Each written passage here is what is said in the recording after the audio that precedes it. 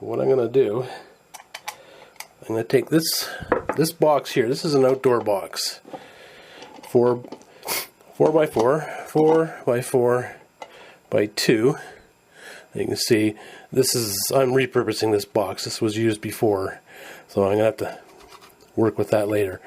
What I want to do is inside this box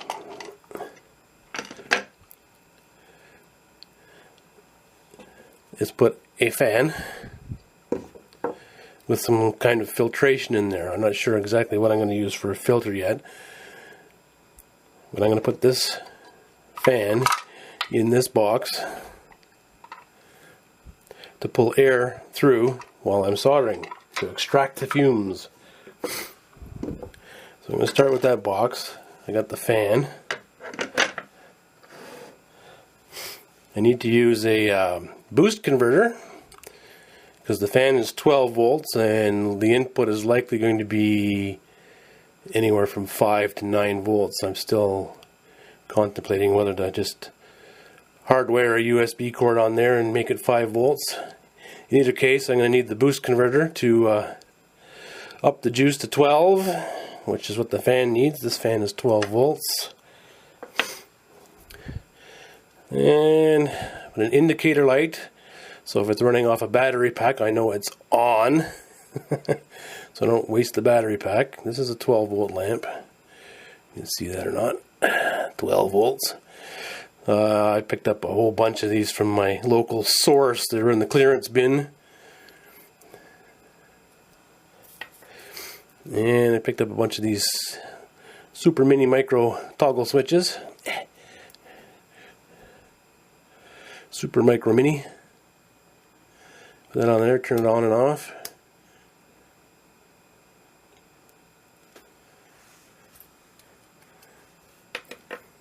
So I'm going to just fiddle around with it. This idea has been bouncing around on my brain for a while. I've seen other people build them. I'm just going to do my take on it, I guess. I'm limited to using hand tools, so I'll make the best of what I've got. And I might even incorporate this. This is an old speaker grill from a Logitech speakers.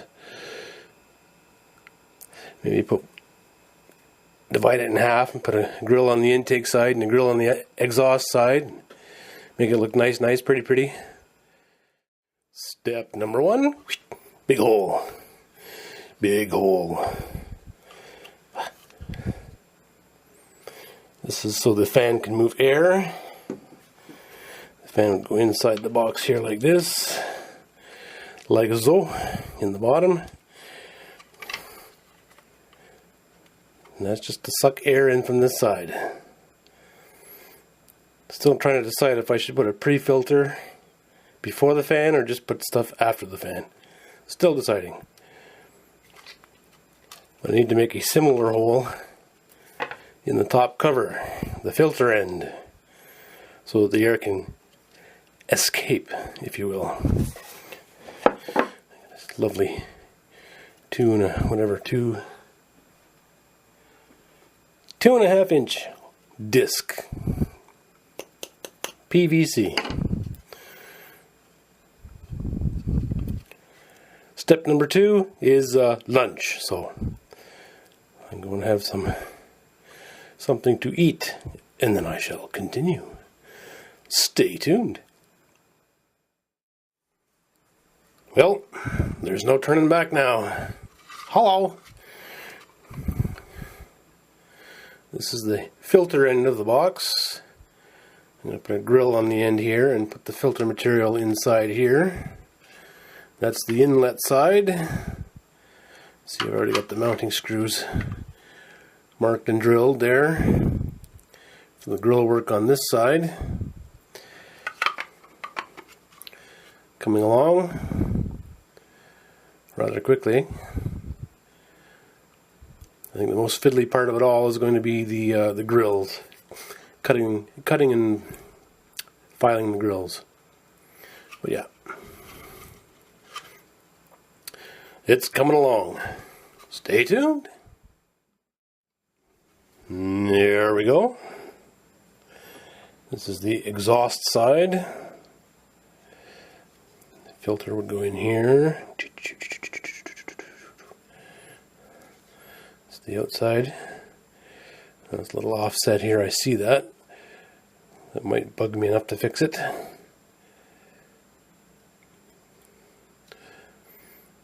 But yeah, this metal here is fine enough that I have a pair of Fiskars scissors that cut that fine metal. But, you know, being full of holes, there's only tiny little webs to cut through, so. Yep. The removable cover, this is the box. Work on the rest of it. It's coming along, slowly but surely. So far, it's everything I've envisioned so far. Alright, we're getting there. This is the removable side. I'm going to try out this foam here as a filter material first. See how that works. If not, I'll have to find some other alternative. It's the outside. The fan mounted down inside the box there. Grill on the outside. I'm going to cut these off, these bolts, and turn them around so that the screw heads are on the outside. I either had ones that were too short or ones that were too long, so coming along. I think what I want to do is inside here build a tunnel from one side straight across to the other, so the air has nowhere to go but through the filter and through the fan and out. Put all the electronics on the outside of the tunnel. We'll give that a whirl and see what happens. Finished. Is that not just the funkiest looking thing? Really not a lot to it. It is a box. There's the fan. You can see that. Up close here, close and personal. Switch that turns it on and off. The light that indicates that it's on, so I don't leave it plugged into, say, a battery pack and forget about it. And down here in the bottom is the voltage regulator that takes what I've decided is going to be a 5-volt input USB, because it's quite plentiful.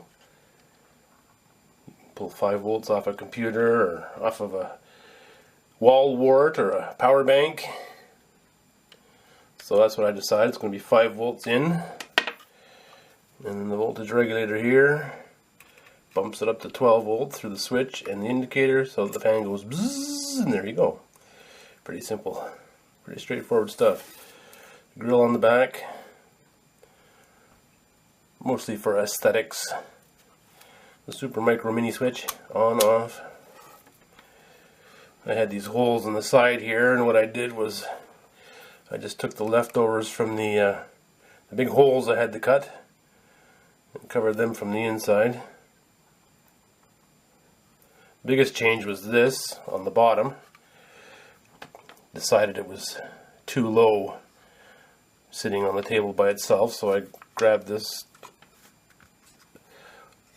tripod here, this old tripod that I really haven't used for anything. So now it has a permanent home attached to the back of my fume extractor. And there's the other big circle I cut out to cover a hole on the bottom. There's an insert inside there. Oops. There's an insert underneath with a 1/4-20 thread for, you know, standard tripod mount. So I can take it off of this if I want and put it on anything else that's got a male 1/4-20 thread. And I just threw some epoxy into the holes here. It is what it is. It's functional. I've already tried it out. Works good.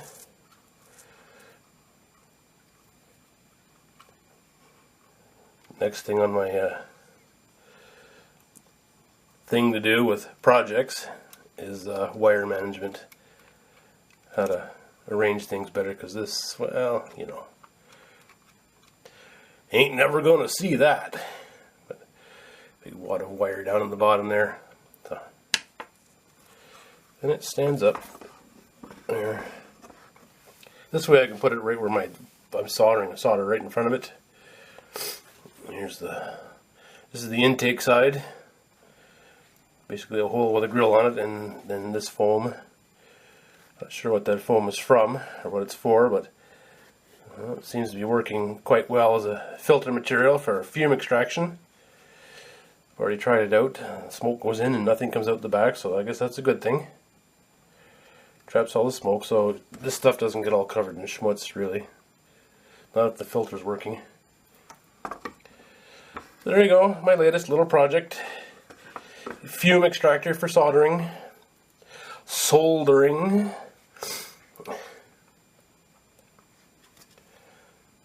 And that just screws on the front there, and off to the races. Turn it on when you need it, turn it off when you're done with it. Plain and simple. And there you have it.